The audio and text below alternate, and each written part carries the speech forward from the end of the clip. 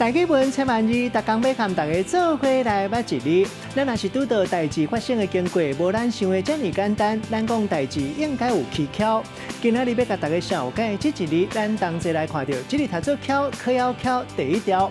古早台语字典解说巧，就是甲脚举悬，或者是举脚徛伫咧物件的顶悬，咱讲是打巧。带大家做伙来详解这两个词。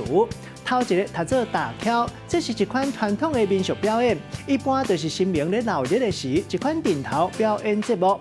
大部分拢是西装打扮做新明的造型，甲差不多3尺到5尺长的插棍啊，绑伫咧脚顶面，拿菜鸡有的来唱歌跳舞。